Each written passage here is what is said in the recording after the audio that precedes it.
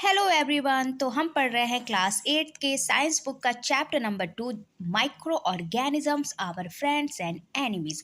तो ये इस चैप्टर का लेक्चर वीडियो 3 है जिसमें हम पढ़ेंगे टाइप्स ऑफ माइक्रो ऑर्गेनिजम्स। तो इस चैप्टर के फर्स्ट वीडियो में मैंने आपको बताया था कि माइक्रो ऑर्गेनिज्म क्या होते हैं। तो चलिए एक बार फिर से रिवाइज कर लेते हैं कि माइक्रो ऑर्गेनिज्म है क्या।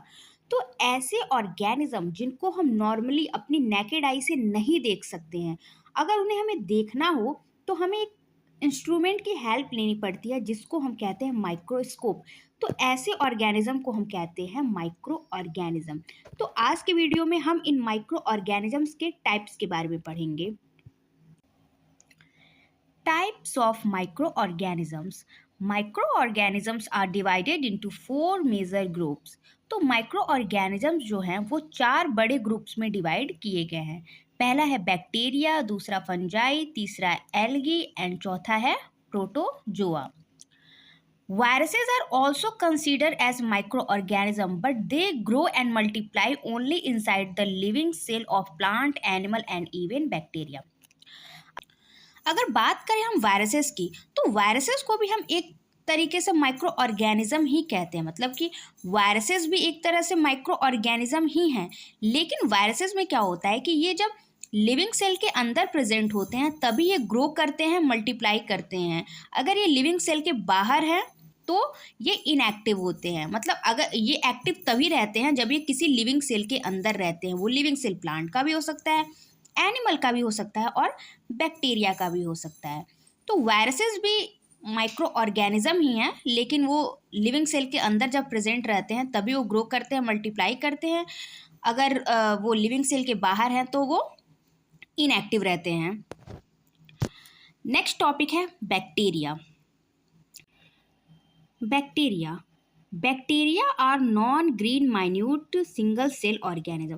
तो बैक्टीरिया क्या है? बैक्टीरिया माइक्रो ऑर्गेनिज्म का एक टाइप है जो कि नॉन ग्रीन होता है, मतलब ग्रीन कलर का नहीं होता है, और सिंगल सेल्ड ऑर्गेनिज्म है। कि बैक्टीरिया जो है वो एक सिंगल सेल्ड ऑर्गेनिज्म है। मतलब इसकी पूरी बॉडी एक ही सेल से बनी होती है। तो बैक्टीरिया क्या है? बैक्टीरिया एक minute non green single celled organism है। Anton von Leeuwenhoek was the first person known to have observed bacteria under a magnifying glass. तो एंटॉन वॉन लेवेनहुक पहले ऐसे पर्सन थे जिन्होंने बैक्टीरिया को मैग्नीफाइंग ग्लास के अंदर ऑब्जर्व किया था, देखा था। दे एग्जिट इन 4 मेजर शेप। तो जो बैक्टीरिया होते हैं वो 4 मेजर शेप्स में एग्जिट करते हैं। Bacillus rod shape, coccus spherical shape, spiral shape and vibrio curved shape. Most bacteria have a peptidoglycan cell wall. तो ज़्यादातर बैक्टीरिया का जो सेल वॉल होता है वो पेप्टिडोग्लाइकन से बना होता है। मतलब ज़्यादातर बैक्टीरिया के सेल वॉल में पेप्टिडोग्लाइकन पाया जाता है।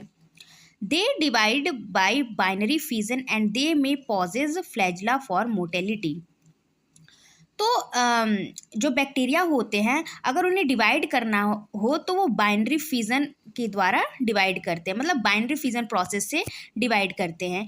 एंड इनके पास फ्लैजिला होता है जो इनको मोटिलिटी प्रोवाइड करता है। मतलब इनको मूव करने के लिए, इनको मूवमेंट के लिए, इनके चलने फिरने के लिए इनके पास फ्लैजिला होता है। और ये फ्लैजिला जो होता है वो बैक्टीरिया को हेल्प करता है मूवमेंट में। The difference in their cell wall structure is a major feature used in the classifying this organism. अगर हमें बैक्टीरिया को क्लासीफाई करना हो तो सेल वॉल के स्ट्रक्चर में जो डिफरेंस होता है ये एक बहुत बड़ा फीचर है किसी भी बैक्टीरिया को क्लासीफाई करने के लिए। मतलब किसी भी बैक्टीरिया को अगर हमें क्लासीफाई करना हो तो सबसे पहले हम देखते हैं उसके सेल वॉल के स्ट्रक्चर में। ये बहुत बड़ा फीचर है किसी भी बैक्टीरिया को क्लासीफाई करने के लिए। Bacteria can be grouped as saprophytes and parasites. तो बैक्टीरिया को आगे भी हम ग्रुप्स में बांटे हैं, सेप्रोफाइट्स एंड पैरासाइट्स में। Saprophytic bacteria are decomposers. Dead animals and plants decay through the action of bacteria which consume the organic parts and return them eventually to the soil. तो saprophytic bacteria जो होते हैं वो decomposer होते हैं। ये क्या करते हैं, मरे हुए प्लांट्स को, एनिमल को डिके करने में हेल्प करते हैं, उनको सड़ाने में हेल्प करते हैं। ये बैक्टीरिया डेड एनिमल और प्लांट के ऑर्गेनिक पार्ट को ये कंज्यूम करते हैं, खाते हैं और फिर सॉइल को रिटर्न भी कर देते हैं। और पैरासाइटिक बैक्टीरिया जो होते हैं वो ह्यूमन बींग्स में बहुत सारी डिजीज़ कॉज करते हैं, बहुत सारी बीमारियां फैलाते हैं, जैसे कि टेटनस हो गया, ट्यूबरक्लोसिस हो गया, डिप्थीरिया हो गया, और बहुत सारी ब्लड पॉइजनिंग भी ये कॉज करते हैं। आई होप आपको ये टॉपिक अच्छे से समझ में आया हो। वीडियो पसंद आई हो तो प्लीज़ वीडियो को लाइक कर देना, चैनल को सब्सक्राइब कर लेना, और thank you for watching my video.